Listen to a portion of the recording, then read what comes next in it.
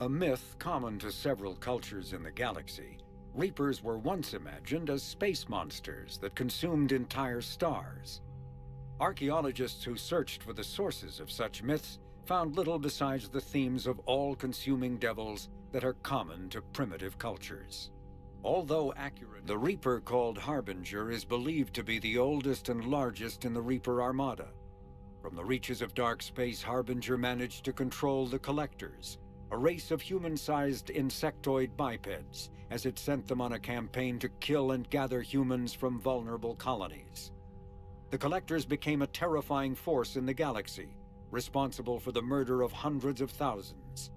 Surviving colonists have described the tone of Harbinger's threats heard through the Collectors as they attacked. Sovereign was the first Reaper encountered by the modern Citadel races. Military leaders initially assumed that Sovereign was a Geth or Prothean flagship commanded by Saren Arterius, a rogue specter. The truth was far more alarming. The massive ship was itself intelligent, and Saren proved to be under its control. The attacks by Sovereign against Eden Prime and the Citadel removed any uncertainty about the Reaper's technological superiority.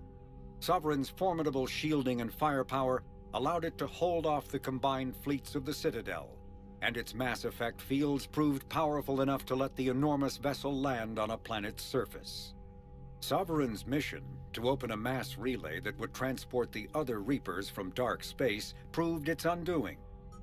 Reaper indoctrination is an insidious means of corrupting organic minds, reprogramming the brain through physical and psychological conditioning using electromagnetic fields, infrasonic and ultrasonic noise, and other subliminal methods. The Reaper's resulting control over the limbic system leaves the victim highly susceptible to its suggestions. Organics undergoing indoctrination may complain of headaches and buzzing or ringing in their ears. As time passes, they have feelings of being watched and hallucinations of ghostly presences. Ultimately, the Reaper gains the ability to use the victim's body to amplify its signals, manifesting as alien voices in the mind. Indoctrination can create perfect deep cover agents. A Reaper's suggestions can manipulate victims into betraying friends, trusting enemies, or viewing the Reaper itself with superstitious awe. Should a Reaper subvert a well-placed political or military leader, the resulting chaos can bring down nations. The Citadel races have classified the known variants of Reapers into 4 types. Capital ships are Sovereign-class Reapers 2 kilometers in length. They typically target the dreadnoughts, defense installations, and industrial cities of organic civilizations. Experts believe the Reapers harvest a single species of organics during each cycle of extinction to create these massive ships. Some capital ships are capable of launching small drones equivalent to fighters. Destroyers are 160 meters long and, in astounding numbers, make up the bulk of the Reaper fleet. They engage cruisers and other smaller ships, as well as communications posts and enemy command centers. Research suggests destroyers are created from those species that are not harvested to make capital ships. Troop transports carry husks to unconquered planets and bring victims of the harvest to Reaper processing centers. They vary in length from 200 meters to 1 kilometer, but unlike capital ships and destroyers, do not appear to be self-aware. Instead, other Reapers operate troop transports remotely. Processors, also called Banshees, are the corrupted Asari often found leading a Reaper strike force. The Reapers create them specifically from Asari with active or latent predispositions to becoming Ardot Yakshi, a rare neurological condition that enhances the Asari's biotic power while causing the immediate death of anyone she mates with. Lumbering as though in constant pain, the emaciated Banshees are surprisingly durable opponents. They are devastating biotics, able to hurl lethal balls of energy and create shock waves as they regenerate. What Alliance military finds most disturbing is the Banshee's ability to spawn her own warp field and seemingly teleport during combat. Although their whales have no apparent physiological effect, the cannibals are frontline Reaper units created from corrupted Batarians. The nickname refers to their propensity to devour the bodies of fallen comrades. This triggers a biochemical process through which the cannibals spontaneously heal themselves and grow new chitinous armor. The transformation also appears to give cannibals a greater awareness. Marauders are harvested Turians that command and protect other Reaper troops. The lean, armored creatures present a significant threat in and of themselves, but they are especially dangerous when leading a Reaper task force. Alliance Marines have observed Marauders fortifying husks and cannibals by enveloping them in a ribbon of energy that forms a scabby shell of armor. For this reason, when Alliance soldiers encounter Ravagers are former Rachni that the Reapers have transformed into heavy artillery through a process of implantation and genetic modification. As walking organic turrets, they can sustain and inflict considerable damage. Ravagers bear egg sacs that continuously spawn swarmers. If the sacs are destroyed either during combat or upon the Ravager's death, their entire contents burst forth to charge the enemy and the sight of a Reaper harvester in flight nearby is one of the first indications that a Reaper invasion is underway. Their massive wingspan allows them to quickly cover the distance between them and their prey. In the harvester's mouth are two heavy guns that fire in an alternating pattern. The harvester's most fearsome. The brute is a hulking amalgamation of Turian and Krogan victims of the Reapers. Because tissue from dextroprotein species like the Turians is incompatible with levoprotein species like the Krogan, implants regulate the brute's body chemistry to combat organ rejection. It is the fusion of Turian military skill and Krogan blood rage that makes the brute such a formidable. Husks are the aggressive, mindless foot soldiers of the Reaper armies. They are created by impaling either living or dead humans on mechanical spikes that rapidly extract water and trace minerals and replace them with cybernetics. These cybernetics reanimate the lifeless flesh and tissue, transforming the bodies into horrifying killing machines. Admiral Stephen Hackett is a decorated officer in the Systems Alliance, currently assigned to Arcturus Station on the far side of the Sol Relay. In the battle for the Citadel, Admiral Hackett commanded the 5th Fleet. Following that victory, he was promoted to head of the Alliance military. Hackett was born to a single mother in Buenos Aires in 2134. When his mother died in the pandemic of 2146, he was placed in the Advanced Training Academy for Juveniles, where his superior talents in science and leadership quickly became evident. Hackett enlisted in 2152. Volunteering for high-risk missions to colonize space beyond the Sol Relay. He was commissioned as a 2nd lieutenant on Arcturus. Admiral David Edward Anderson is a career military officer in the Systems Alliance Navy. Born in London in 2137, he later moved to Arcturus Station and became the first graduate of the Alliance's now renowned N7 Marine program. Anderson is one of the Alliance's most decorated Special Forces operatives, and served with honor during the First Contact War. He was the original captain of the SSV Normandy before relinquishing command to his XO, Commander Shepard. After the Alliance victory in the Battle of the Citadel, Anderson briefly served as the Citadel's first human counselor. He soon became embroiled in a Cerberus plot to abduct his friend. Garrus Vakarian is a noted Turian sharpshooter and combat engineer. He was born on Palaven and became a Citadel security officer like his father, but left the force when superiors shut down his investigation into the rogue Spectre Saren Arterius. Vakarian eventually discovered that Saren had been indoctrinated by the Reaper known as Sovereign. Vakarian eventually found his way to the criminal haven of Omega and assumed the name Archangel. There, he and a small group of operatives worked to disrupt the settlement's powerful mercenary groups until Shepard recruited him. The Turian narrowly. Dr. Liara Tassoni is an Asari information broker with a background in scientific research on Prothean technology. Born on Thessia in 2077, she is the only child of the late matriarch Benezia. Although mother and daughter became estranged in the years before Benezia was indoctrinated by the Reaper known as Sovereign. Tassoni is also a highly trained biotic, who served under Commander Shepard aboard the SSV Normandy before the ship was destroyed in a collector attack. Before she became involved in galactic affairs, Dr. Tassoni's Major Caden Alenko is a human biotic and an officer in the Systems Alliance. He served as staff lieutenant under Commander Shepard on the SSV Normandy during the Battle of the Citadel, and now heads the Special Operations Biotics Division at the Alliance Warfare Center. An Alliance tribunal recently called on Alenko to testify about his experience with the Reapers. Alenko suffers from severe headaches because of the early model L2 biotic. The Enhanced Defense Intelligence, or EDI, serves as an information source and cyber warfare defense system on the rebuilt Normandy SR-2. The ship's crew can access EDI at any terminal or through radio contact. During an attack from a collector vessel, pilot Jeff "Joker" Moreau gave EDI full access to the Normandy systems, allowing the ship to escape. Although EDI retains the control that Moreau... Tali Zora, a Quarian machinist, was born in 2161 on the live ship Raya. During her pilgrimage, a rite of passage in which Quarians proved their worth to the fleet, she recovered a Geth memory core that proved a rogue Spectre, Saren Arterius, was working with the Geth.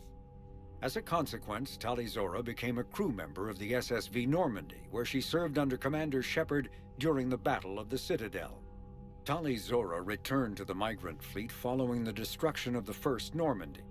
Soon after, the Admiralty Board sent her to the former Quarian colony of Haestrom to recover data on the planet's dying sun.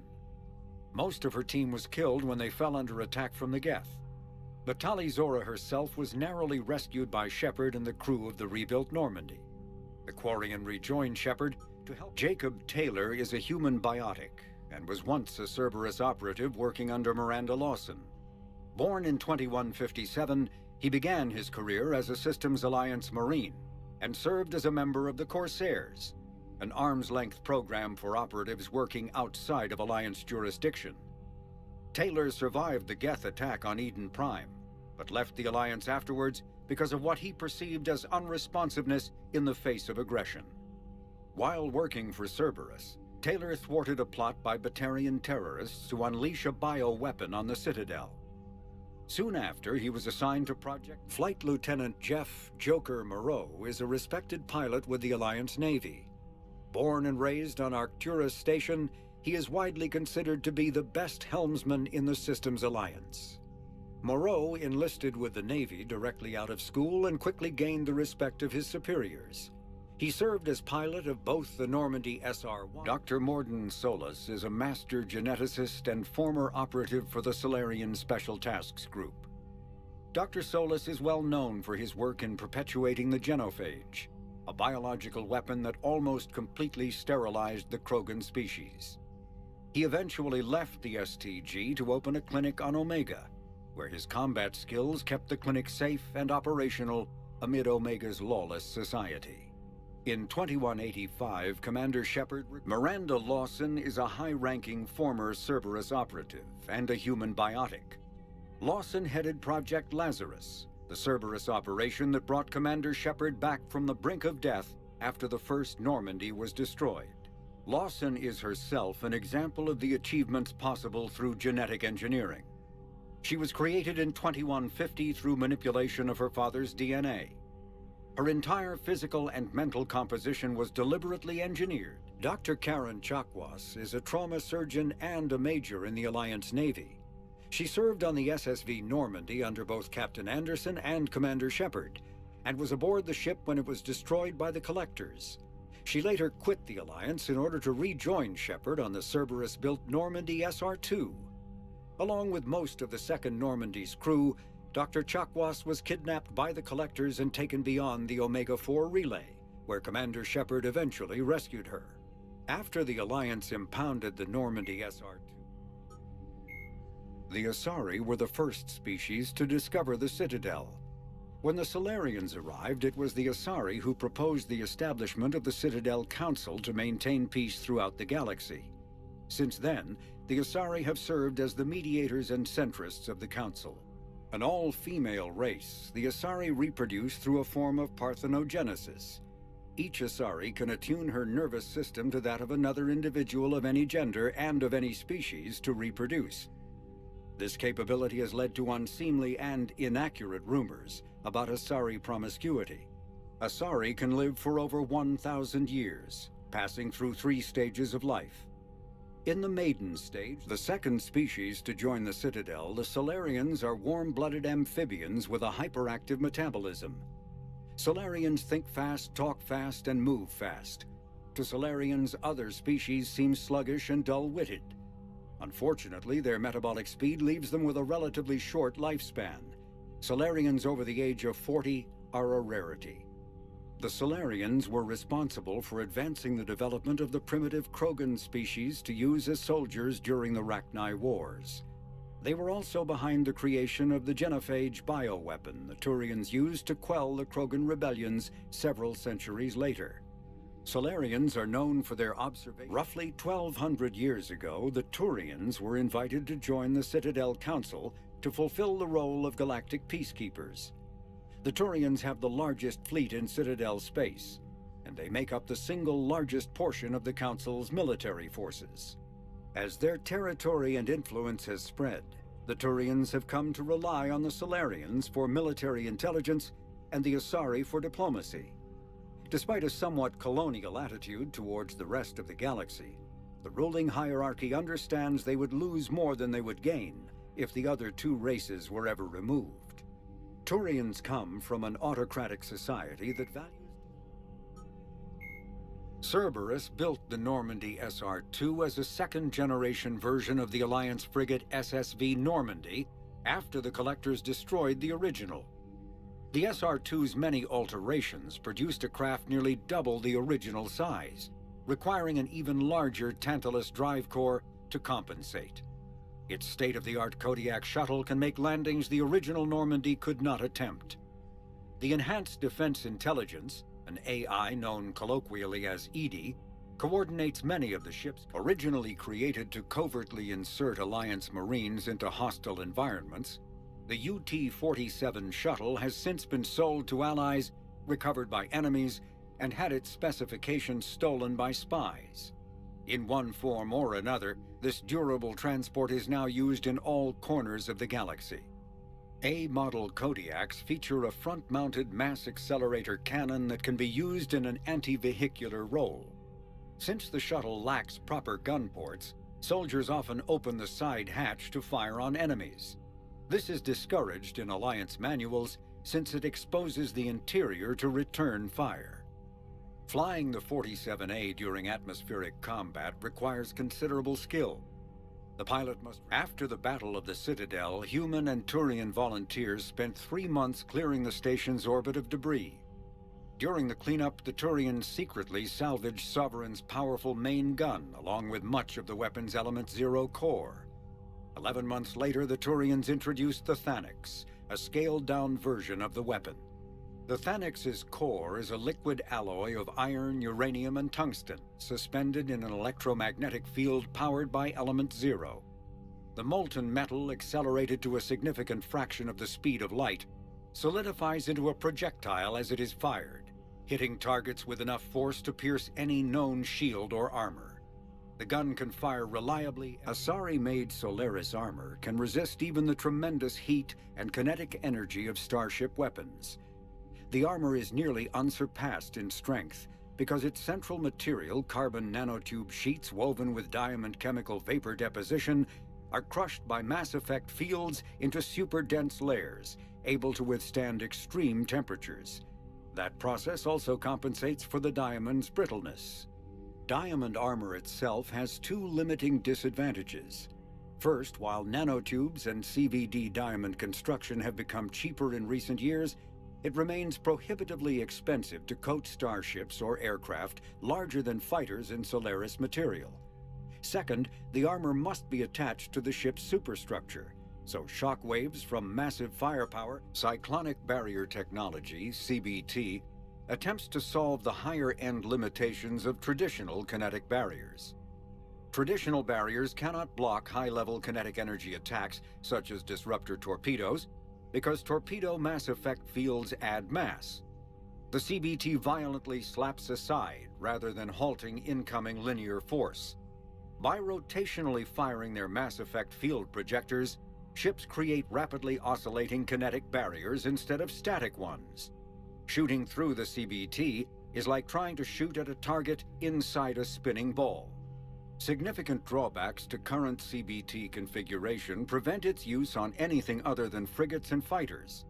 Its many high-frequency sensors and emitters require frequent maintenance and replacement. A partially damaged CBT can endanger its operator, who is surrounded by rotating mass effect fields, skewing in unpredictable directions. Fortunately, if an emitter... 50,000 years ago, the Protheans were the only spacefaring species in the galaxy. They vanished in a swift galactic extinction. Only the legacy of their empire remains. They are believed to have built the mass relays and the Citadel, which have allowed numerous species to explore and expand throughout the galaxy. Prothean ruins are found on worlds across the galaxy. While surprisingly intact for their age, functioning examples of Prothean paleotechnology are rare. Time and generations of looters have picked their dead cities and derelict stations clean. Some believe the Protheans meddled in the evolution of younger races. The Hanar homeworld of Kaje, for example, shows clear evidence. Thresher moths are subterranean carnivores that spend their entire lives eating or searching for something to eat. Threshers reproduce via spores that can lie dormant for millennia, yet are robust enough to survive prolonged periods in deep space and atmospheric re-entry. As a result, thresher spores appear on many worlds, spread by previous generations of space travelers. The body of a thresher never entirely leaves the ground. Only the head and tentacles erupt from the Earth to attack. In addition to physical attacks, threshers have the ability to project toxic chemicals and emit. In the early 2160s, the Alliance began aggressive colonization of worlds in the Skyllian Verge, much to the dismay of the Batarians, who had been developing the region for several decades. In 2171, the Batarians petitioned the Council to declare the Verge a zone of Batarian interest. The Council refused, however, declaring unsettled worlds in the region open to human colonization. In protest, the Batarians closed their Citadel embassy and severed official diplomatic relations with the Council, effectively becoming a rogue state. They instigated a proxy war in the Verge by funneling money and weapons to criminal organizations, urging them to strike. The Volus are a member species of the Citadel with their own embassy, but they are also a client race of the Turians.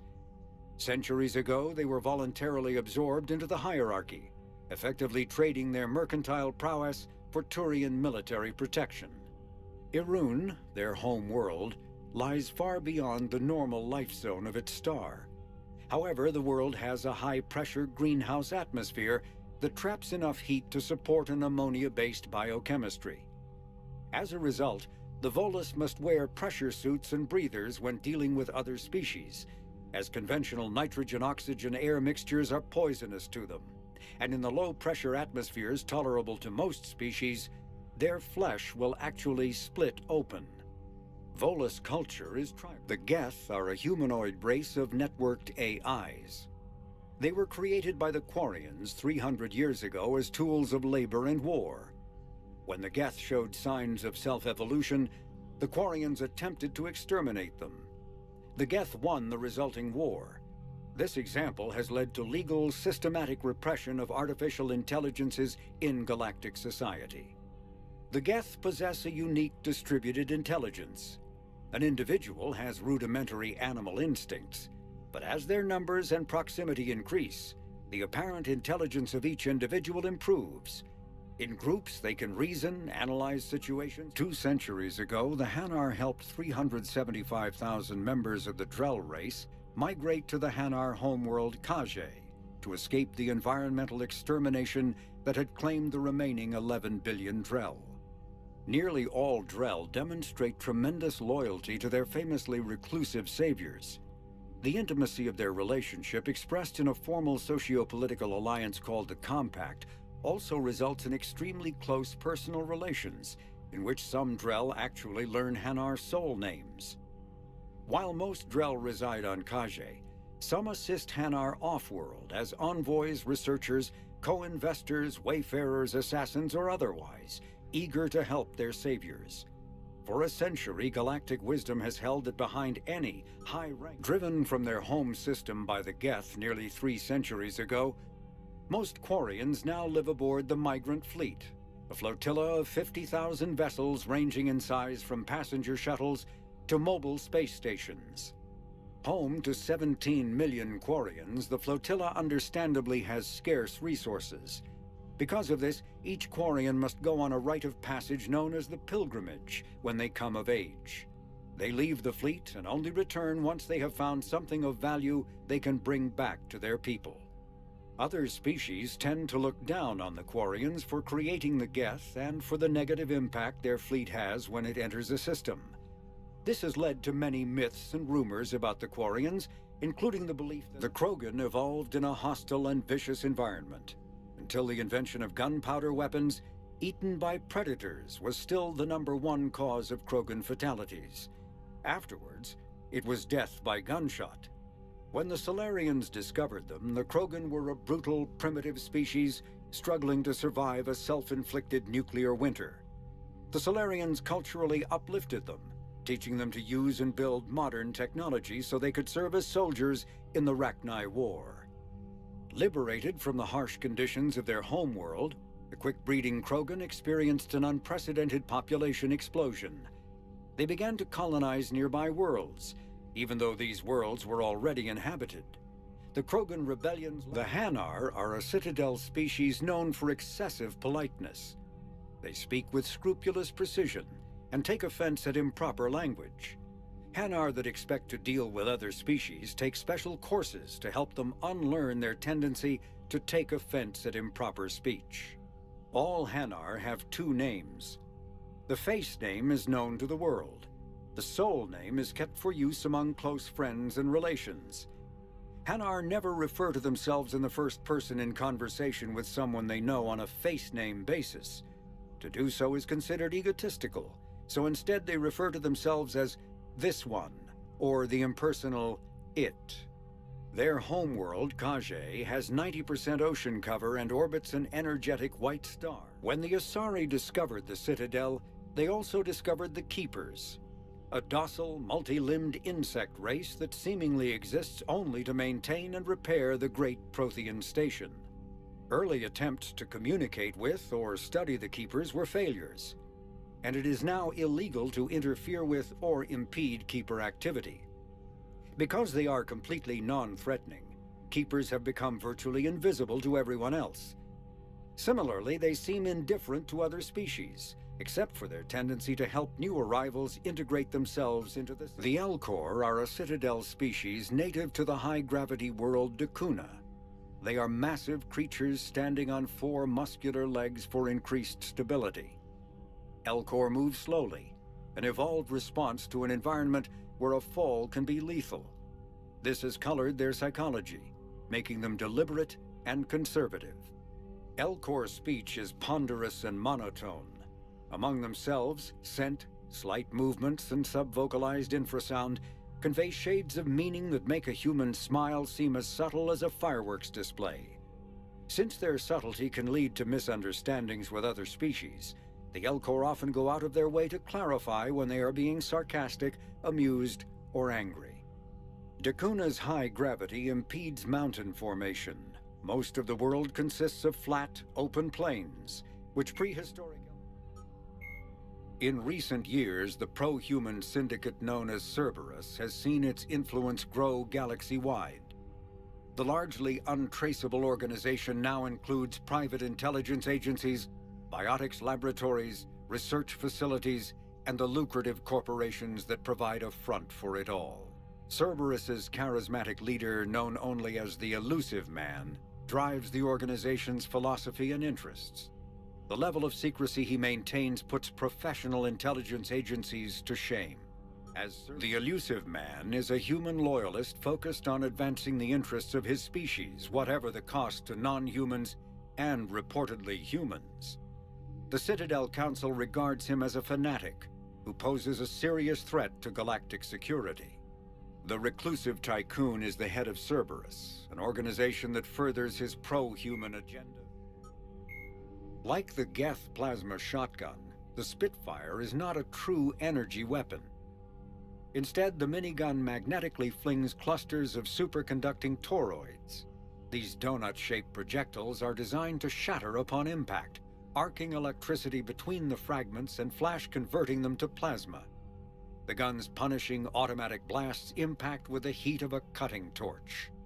The weapon's stopping power has garnered the attention of both Alliance and Quarian intelligence, who theorized that the Spitfire may have been designed to destroy other Geth. Enough Spitfires, the Reaper weapon, nicknamed Black Star, is so advanced that Alliance scientists can only offer speculation about how it works.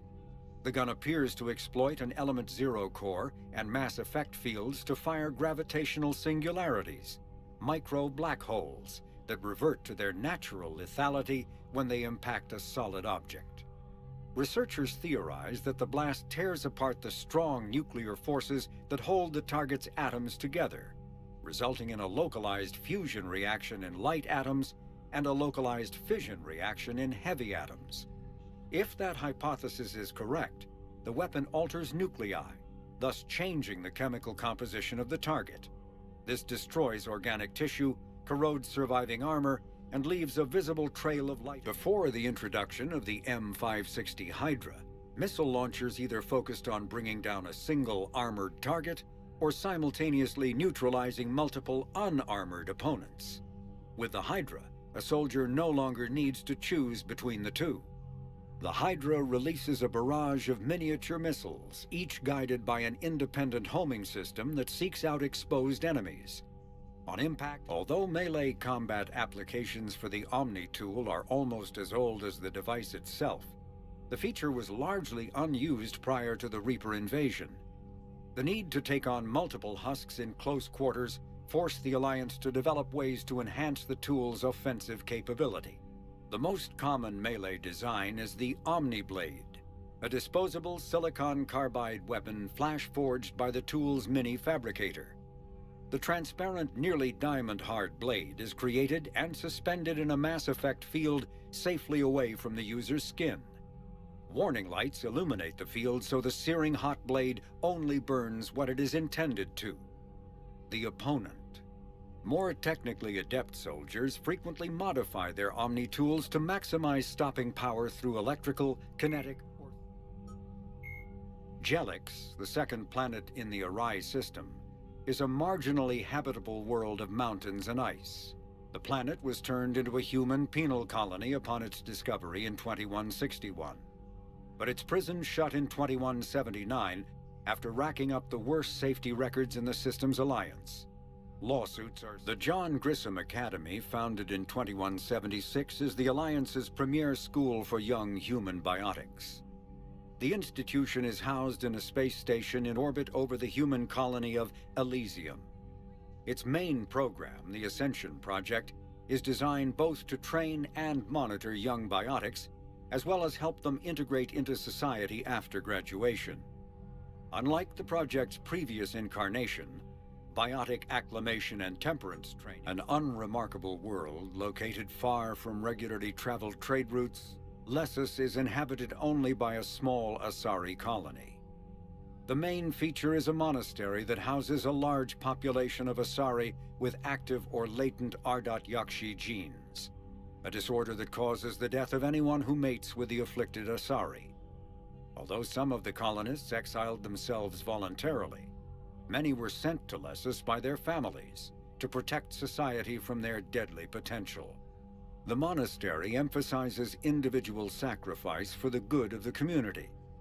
Latent Ardot Yakshi, as well as active sufferers who show that they can control the planet Rannoch, an arid planet orbiting an older star in the Tikkun system, is the former Quarian home world. Almost 300 years ago, the Quarians were driven from Rannoch by the Geth, synthetic servants who gained sapience and rebelled against their creators. Although Rannoch is now largely uninhabited, the Geth have acted as caretakers, working to repair the planet's ecology, restore ancient structures, and cultivate some farmland. Rannoch has no insect life.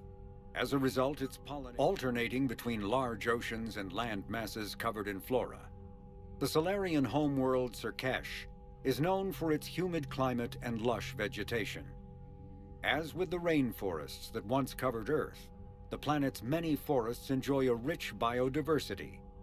The Solarian desire for intellectual stimulation drove them long ago to explore every aspect of their environment, developing ways to thrive without consequences detrimental to their habitat.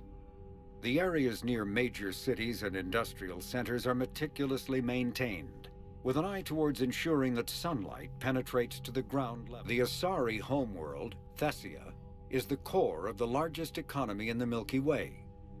The planet's reserves of element zero are so vast that they affect its price galaxy-wide. Because life on Thesia evolved in an ESO-rich environment, the world is home to a wealth of both biotically active and ESO-resistant species. Travel to the planet is strictly controlled, but smuggling remains an issue. Thesia is host to varying republics instead of a single government, and although each maintains a formidable military, it is notable for having long been free of internal or external wars. Tuchanka, the Krogan homeworld, boasts extreme temperatures, virulent diseases, and predatory fauna. Around 1900 BCE, the Krogan discovered atomic weapons and promptly sent their planet into a nuclear winter. The majority of the population retreated to underground bunkers, and Krogan culture slipped into a dark age, dominated by tribal clans. In 80 CE, decades into the Rachni Wars, the Solarian Union made first contact with the primitive Krogan and initiated a cultural uplift to shape them into a modern army capable of confronting the Rachni. During this biotics is the ability of rare individuals to manipulate dark energy and create mass effect fields through the use of electrical impulses from the brain. Intense training and surgically implanted amplifiers are necessary for a biotic to produce mass effect fields powerful enough for practical use. The relative strength of biotic abilities varies greatly among species and with each individual. There are three branches of biotics. Telekinesis uses mass-lowering fields to levitate or impel objects. Mass-raising kinetic fields are used to block or pin objects. Distortion uses rapidly shifting mass fields to shred objects. Most organic species are capable. The genophage bioweapon was created to end the Krogan rebellions. The Turians fought the Krogan to a standstill, but the sheer weight of Krogan numbers indicated they could not be stopped through conventional means. The Turians collaborated with the Solarians to engineer a genetic counter to the Krogan's rapid breeding. The genophage virus replicated by eating key genetic sequences, altering every cell of Krogan physiology, so the Krogan could not use gene therapy to fix the affected tissues. Once a genophage strain could replicate no more, it would starve and die, limiting mutation and contamination. In addition, the created genetic flaw is hereditary. The resulting mutation made only 1 in 1,000 Krogan pregnancies carry to term, reducing offspring viability rather than fertility. Krogan warlords fought. The Mars archives describe a superweapon that the Alliance has named the Crucible, which exploits the technology of mass effect relays. Beyond the basic principles, however, researchers know little about how the weapon actually works. One popular theory suggests that since relays can transfer matter and energy across the galaxy with little regard for distance, it may be possible to create a weapon for which range is barely a factor. Duplicating the advanced science used to build the relays has proven difficult, however. If the Crucible were completed, the challenge would become tuning the weapon to kill a Reaper halfway across the galaxy without inflicting unthinkable levels of collateral damage. What is clear is that the Crucible's construction is a massive effort, drawing resources. Omni-tools are handheld devices that combine a computer microframe, sensor analysis pack, and manufacturing fabricator. Versatile and reliable, an Omni-tool can be used to analyze and adjust the functionality of most standard equipment, including weapons and armor, from a distance. The fabrication module can rapidly. It may be possible to reverse the genophage by extracting an immunity from the genetic data of a cured Krogan female.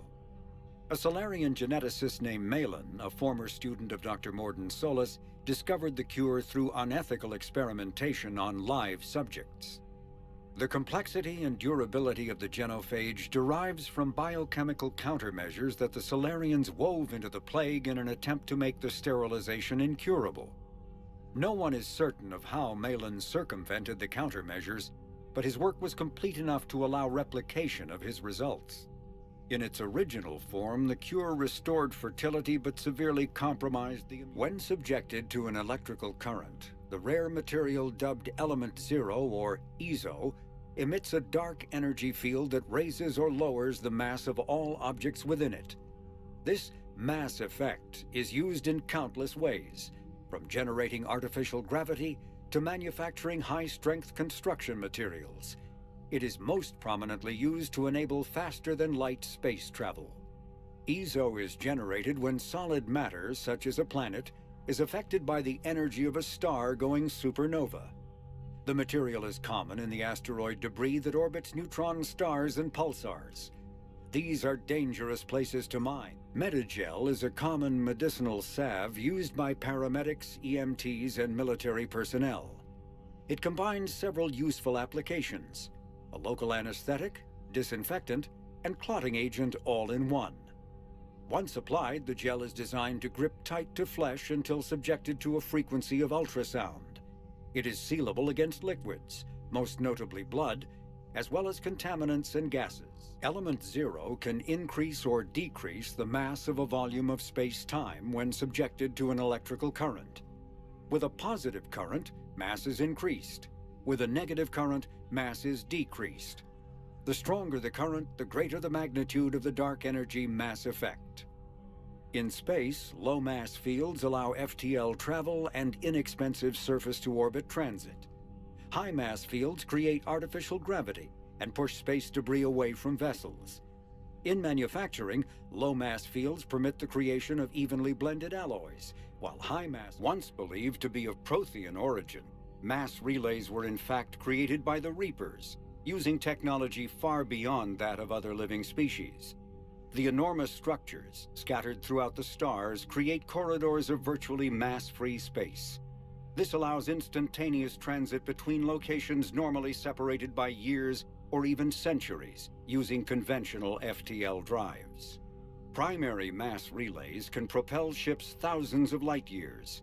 The flight path, however, is fixed to a single relay elsewhere in the galaxy. By contrast, secondary relays, while only capable of propelling ships... Spectres are agents from the Office of Special Tactics and Reconnaissance and answer only to the Citadel Council.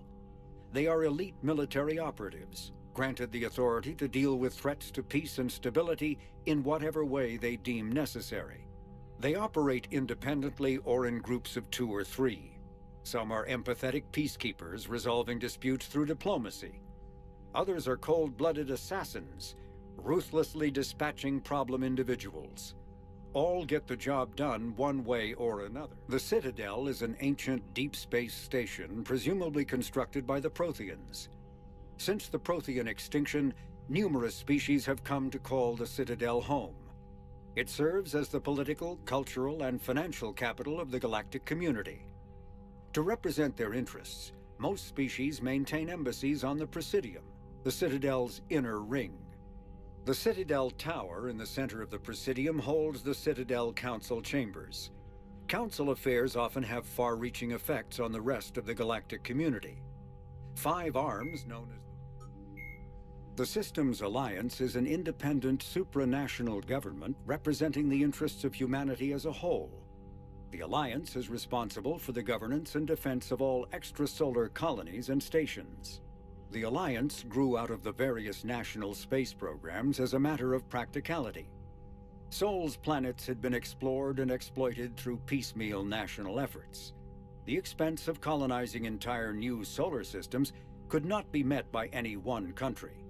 With humans knowing that alien contact was inevitable, there was enough political will to jointly fund a political economic pact for collective colonial security. The Alliance is the central galactic institution of human society.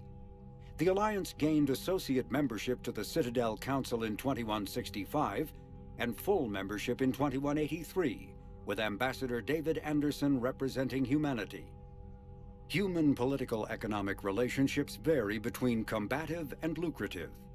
The Turians who'd fought humans during the 2157 First Contact War have become valuable trade partners, despite residual social hostility. Other relationships are even more complicated.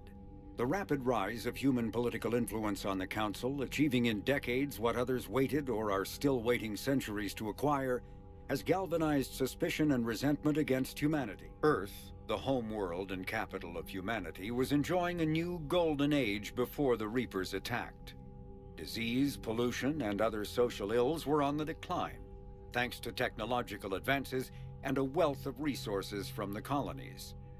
Earth was an inspiration even to alien cultures, resulting in influence out of proportion with humanity's brief time on the galactic stage.